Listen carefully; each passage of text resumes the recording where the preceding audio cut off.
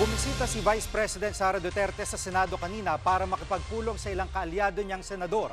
Live mula sa Senado, nangunguna sa balita si News 5 Senate Correspondent Mean Los Baños. Mean, unahin lang natin ano naging reaksyon ni VP Sara sa pagpapalit ng liderato sa Kamara. Jiggy, nakailang tanong tayo kay VP Sara Duterte nung bumisita nga siya dito sa Senado kaninang hapon. Kaugnay nga doon sa kanyang komento o reaksyon ng pagpapalit ng liderato sa Kamara. Pero alam mo, Jiggy, tikom ang kanyang bibig. Pasado 1:30 ng hapon nang dumating siya dito sa Senado, sinalubong siya ni Senator Bongo at sinamahan siyang umakyat doon sa opisina ni Senator Marcoleta at doon nga sila nagkaroon ng meeting. Matapos ang isang oras ay lumabas si VP Sara mula sa kwarto o sa opisina ni Senator Marcoleta at pumunta naman siya sa opisina ni Senator Amy Marcos para bumisita rin. At bandang 3:00 ng hapon, paglabas niya ng opisina ni Senator Amy, tinanong ulit natin siya pero hindi na siya nagbigay ng panayam. At ang sinasabi niya ay magbibigay siya ng panayam sa mga susunod na araw, pero ito lamang yung tanging nasabi niya sa ating interview sa kanya.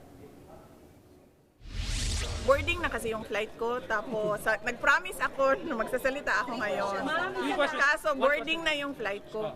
So, babalik naman ako bukas. May puntahan lang ako sa Sultan Kudarat.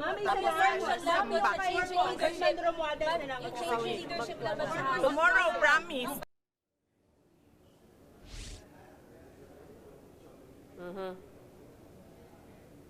Pero kahapon, Jiggy, sinabi na ni VP Sara Duterte na dapat na nga raw mapalitan itong si Speaker Romualdez. Matatandaan natin, Jiggy, matagal nang may iringan si VP Sara at si dating Speaker Romualdez. Una dyan ay yung dahil daw sa pangunguna ni dating Speaker Romualdez ay nakat o nabawasan yung budget ng Office of the Vice President at ng Department of Education na hinihead o kung saan head dati si VP Sara. Pangalawa dyan ay sa pangunguna din daw ni Congressman Romualdez ay na-impeach nga si VP Sara. Jiggy?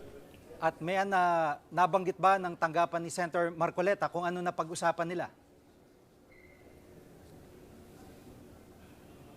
Tinanong muna natin si VP Sara tungkol dun sa agenda. Bakit siya nag-courtesy visit kay Senator Marcoleta today pero hindi na nga rin niya yan sinagot.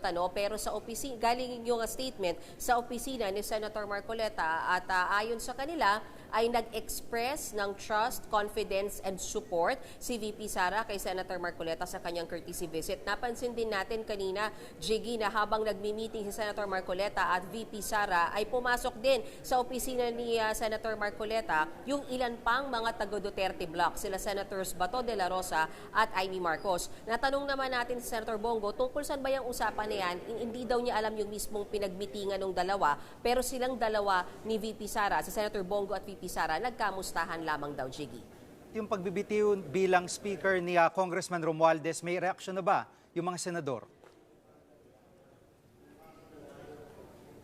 Meron, Jiggy. Bago ko tumayo dito ay nakapag-ambush interviews tayo sa ilang mga senador. Pangunahin dyan si Senate President Tito Soto. Anya, hindi siya nagulat dyan sa pagpapalit ng liderato sa Kamara. Katunayan, Jiggy, dapat kasi may meeting yung commission appointments ngayong araw kasama yung mga members ng Senado at Kamara. Pero kinancel yan ni Senate President Soto dahil din daw sa advice sa kanya ni Congressman Quico na magkakaroon nga ng change in leadership. So pinakancel muna yung meeting na yan. And then tinanong natin about yung capability ba, kung kilala ba siya ni SP Soto itong si Speaker Boji. Sabi niya kilalang kilala niya dahil dati niya palang kapartido sa NPC at sabi nga niya good choice daw para sa mga kongresista na mag-lead sa kanila ay si Speaker D. Samantala, ni Senator Amy Marcos matagal na rin daw niyang kakilala si Speaker D at ang alam daw niya ay napakabait nito pero naaawa daw siya dahil sa tindi daw ng trabaho na kinakaharap niya bilang bagong leader ng Kamara. Habang si Senator Bato de la Rosa naman ay napatanong. Sabi niya, bakit daw nag-resign si dating Speaker Romualdez? Dahil daw ba guilty siya sa mga akusasyon sa kanya? Natanong din siya kung anong kanyang nararamdaman sa resignation ni Speaker Romualdez. Pero alam mo, Jiggy, natawa lang ni Senator Bato de la Rosa. Narito ang bahagi ng pahayag ng mga senador na nakausap natin, Jiggy. Is that a sign of guilt? Why does he resign? Huh? Sign of guilt, right? Guilt about what, sir? About the accusation. About the problema natin sa flood control. I don't know kung anong bakit siya nag-resign. With the new leadership, sir, do you think would be good both for the House and the Senate, sir, under Speaker Boji D, sir? It remains to be seen. Kilala ko si Boji, bata pa kami. Magkasama kami sa Kabataang Barangay. Sobrang bait ng tao, awang-awa ako sa kanya. Magaling si Boji, kaya lang ang depekto lang niya, sobrang bait. Yun na nga. Marami talagang magpapalusot, maraming magdidemand. Ako, apakahirap ng sitwasyon niya. Arguably the worst job in the world.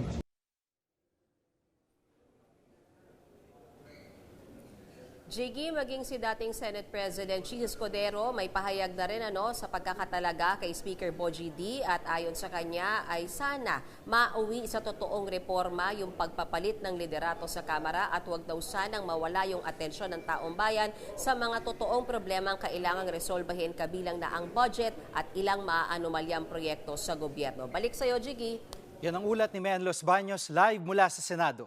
Mga kapatid, Jig Manikad po, pagdating sa mahalagang balita sa loob at labas ng bansa, dapat una sa lahat, mag-follow at mag-subscribe na sa social media pages ng News 5.